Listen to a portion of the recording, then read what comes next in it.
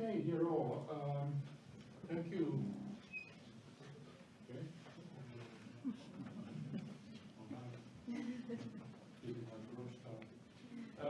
Thank you, of inviting our ministry to this high-level seminar on a topical issue, and thanks for previous speakers of your recommendations to our government.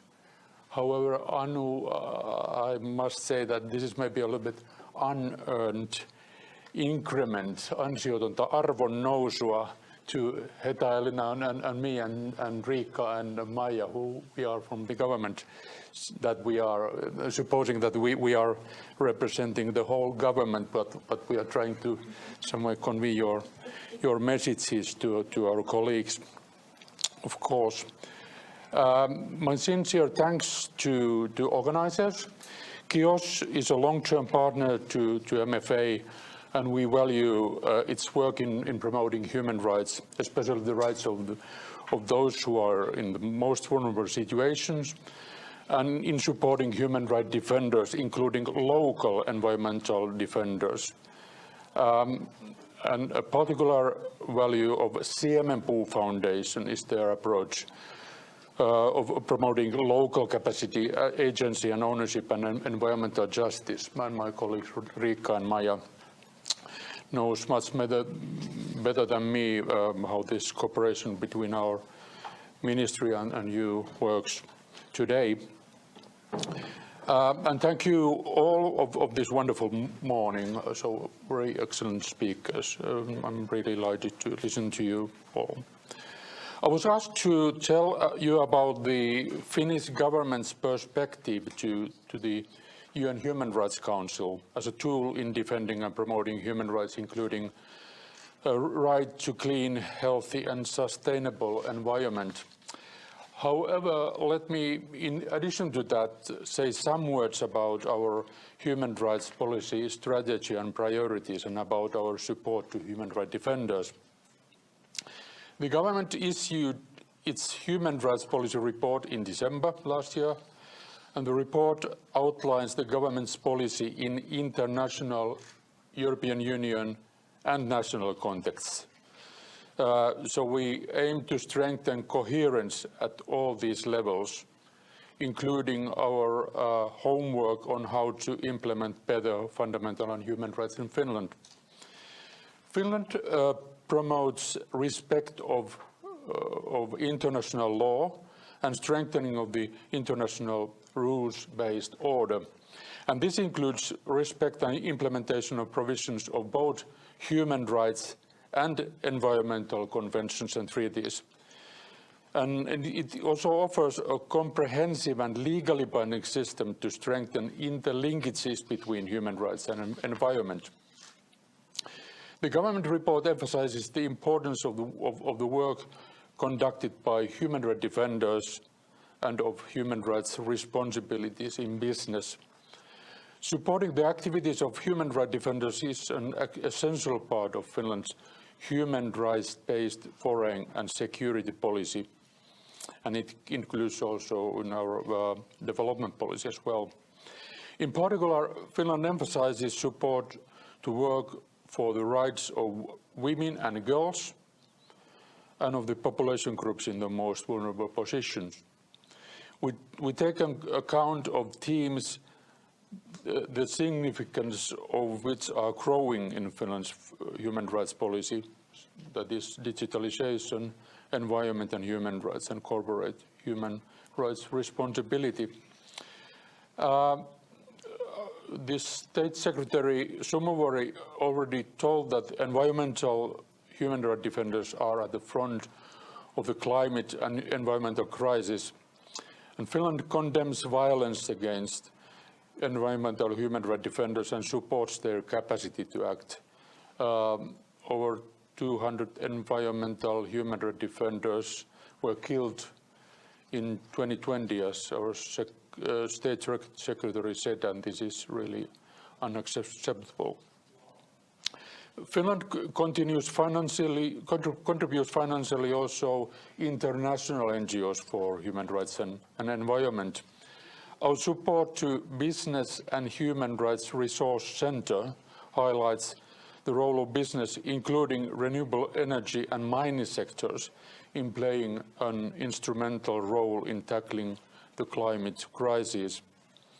The imperative to reach our Paris Climate Agreement goals and achieve a net zero carbon economy can only be accomplished quickly and effectively if human rights are respected through a just transition.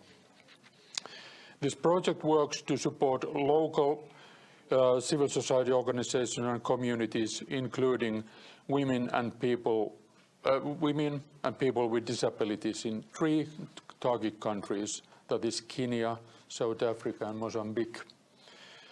We also support frontline defenders, that was the name was mentioned here earlier. Frontline Defenders Project for human rights defenders, while a considerable part of killings of the defenders are happening in the context of extractive industries and state-aligned mega projects supported by international investors. The project aims to hold states, financial institutions and business actors accountable. Business needs to ensure that the human rights defenders and community leaders are protected from harm, particularly when business interests clash with human rights, such as right to healthy and clean environment and the right of indigenous peoples to free, prior and informed consent. According to our strategy, we stress non-discrimination, gender equality and participatory rights in a consistent manner. Finland cross-cutting themes in the UN Human Rights Council are the rights of women and girls, rights of indigenous peoples, the rights of persons with disabilities, and the rights of sexual and gender minorities. And increasingly significant themes include new technologies and digitalization, climate change and human rights, and there we offer our competence to the Council's work. In curbing climate change and defending biodiversity, Finland emphasizes the equal participation and rights of women, indigenous peoples and local communities, as well the utilization of their expertise. Equal and meaningful participation in planning and implementing climate actions increase sustainability, effectiveness, efficiency and acceptability of actions. Indigenous peoples live often in sensitive ecosystems heavily affected by climate change. We support indigenous people's rights to be heard and to participate in climate policy and biodiversity policy. The traditional knowledge of indigenous peoples can be drawn to adapt to changes in climate and living environments and consequently to prevent biodiversity loss. But this shall be done only in consultation and cooperation with indigenous communities. Finland recognized the rights to water and sanitation as legally binding human rights. We promote these rights internationally, emphasizing the rights of women. Finland boosts the opportunities of people in developing countries to produce and source safe, healthy and nutritious food. One example of that, responsible and innovative land administration in Ethiopia is a joint project by Finnish and Ethiopian governments.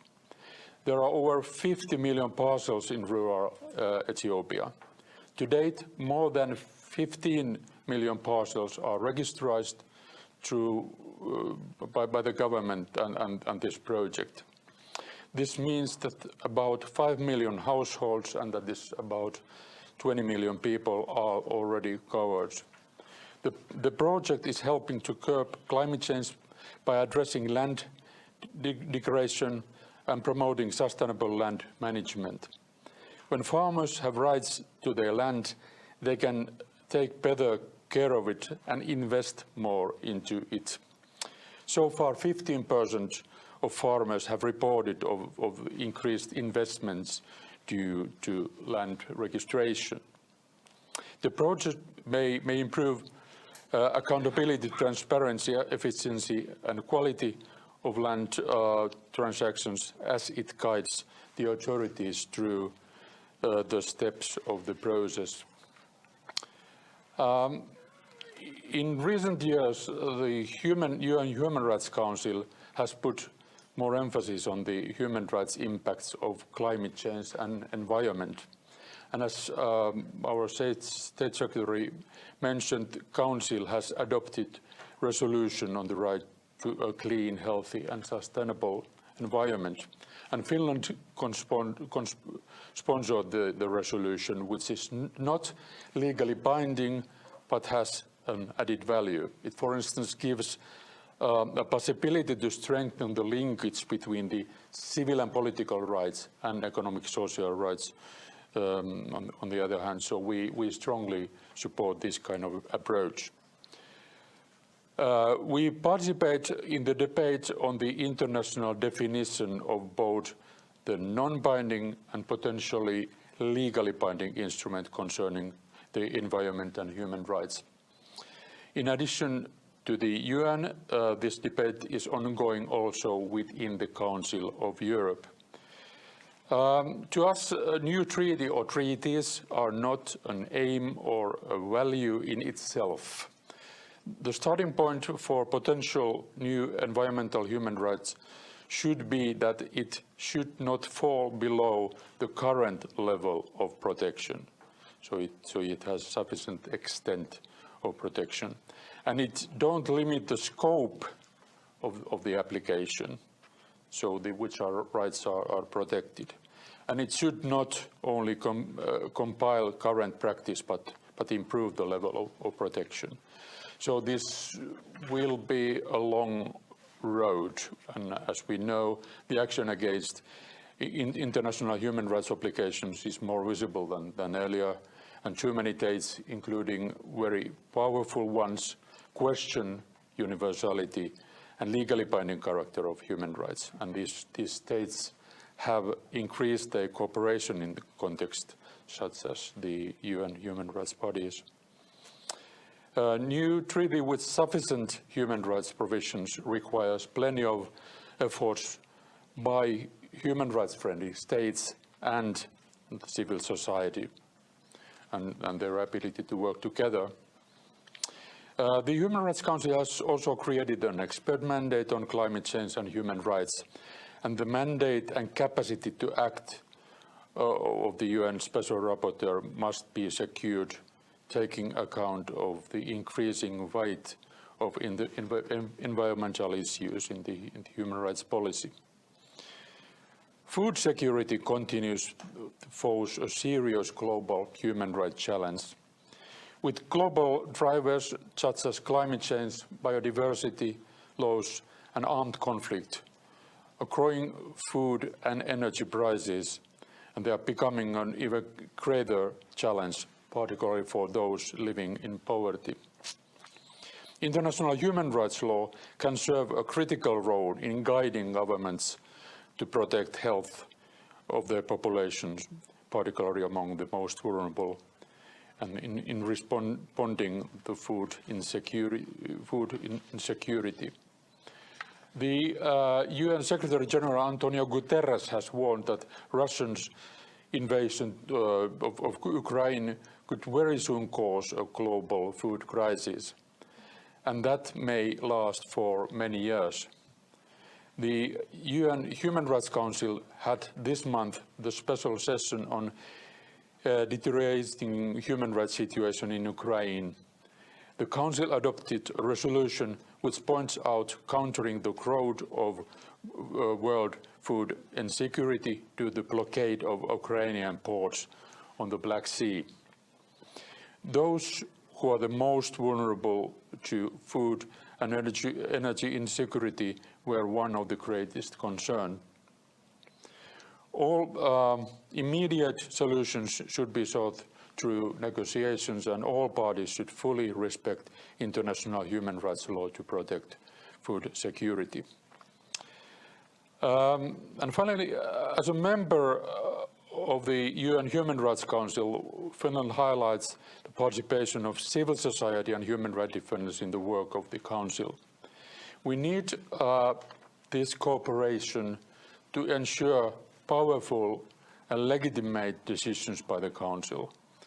Civil society representatives, including human rights defenders, must be able to participate in the Council meetings.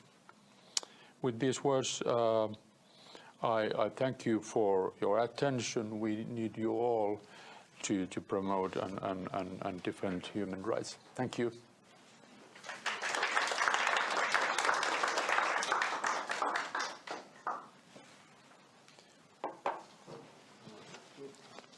Okei. Niinpä tietenkin. Mä olisin vienyt kotiin tästä.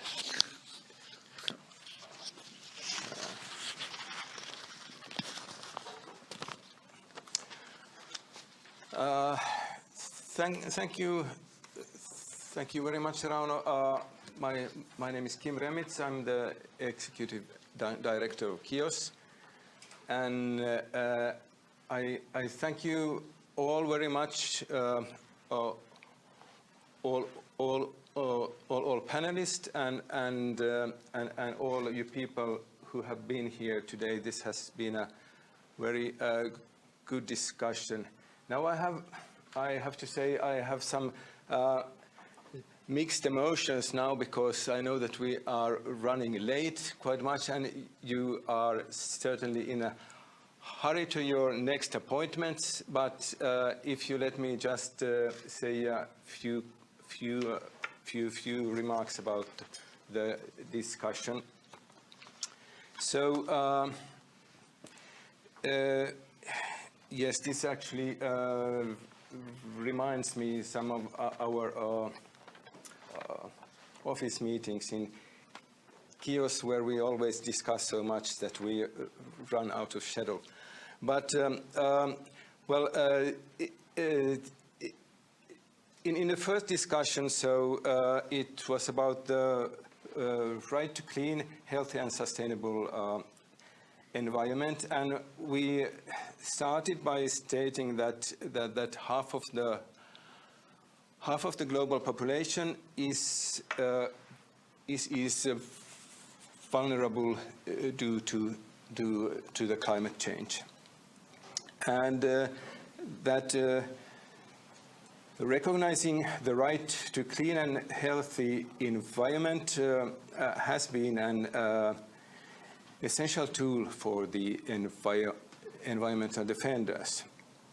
However, corporate and state actors are still reluctant due to profits and economic gains. In the second discussion about the indigenous people and the land rights, about the challenges and opportunities, so it is quite clear that the indigenous people are in the forefront of the land right battles. But what seemed to me as one key issue here is that not only the rights, but also the different perspective to nature. So this is something that is essential to conversation, to conservation, and it might be also a key issue in the future, that we have to change our mind, our perspective, how we look to the nature. And as Johanna Sumubori stated, so 80% of the biodiversity is with the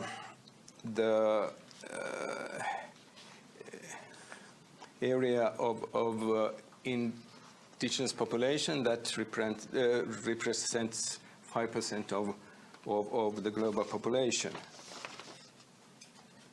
The third discussion about protection and support for the environmental defenders. So as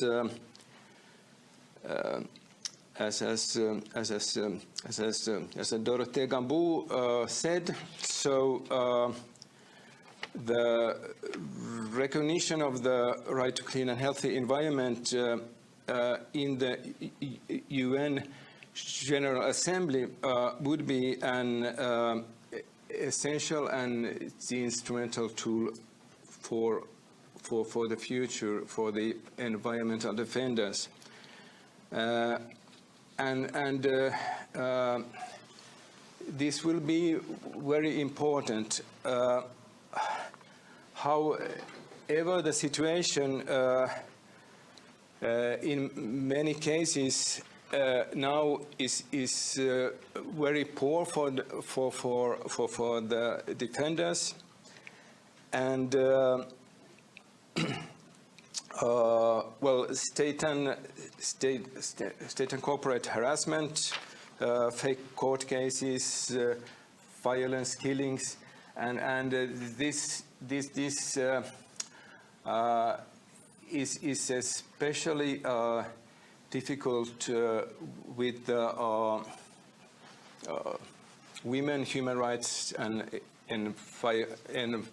environmental defenders, because they are many times the special target. So we need to prevent human rights violations, train people who want to stand for their rights, and it was an important thing also to remember that we need to introduce also a code of conduct for the defenders.